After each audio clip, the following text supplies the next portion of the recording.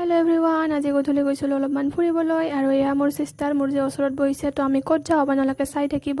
এয়া ৰাস্তা দি গৈ থাকোঁতে ৰাস্তাৰ কাষতে ইমান ধুনীয়া এজোপা গছ দেখিলোঁ, সেয়েহে মানে ভিডিঅ'টো বনাই ৰাখিছোঁ মই আপোনালোকক দেখাবলৈ। তাৰপিছত অলপমান আগত গৈ কেনে ইমান ধুনীয়া ভিউ, মানে পাহাৰ নদী ইমান ভাল লাগিছে ন, মানে এইবোৰ দেখিয়ে মনটো সন্তুষ্ট হৈ যোৱা যেন লাগি আছিল। আৰু অলপমান আগত গৈ কেনে এয়া ইমান ধুনীয়া সেউজীয়া পথাৰ, গছ গছনি বহুতখিনি আছে। গছ গছনি আছে বাবে গাইছ ইয়াত ধুনীয়া বতাহো চলি আছিল, সেয়েহে মানে টমটম দি গৈ কেনে বহুত বেছিয়ে ভাল লাগি আছিল। আৰু এয়া মই ভিউ এনজয় কৰি কেনে গৈ আছোঁ। আচলতে গাইছ এদিনাখন যে ধুমুহাৰ কাৰণে যোৱা হোৱা নাছিলে, সেইটো ঠাইতে মই আকৌ গৈ আছোঁ লজিষ্টিক পাৰ্কত।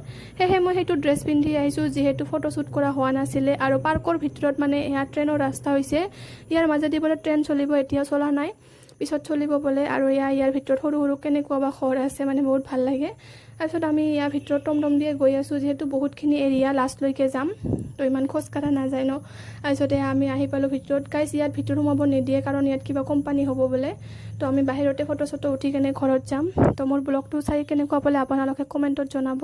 আজিলৈ ইমানে, বাই বাই, নেক্সট ভিডিঅ'ত আকৌ লগ পাম।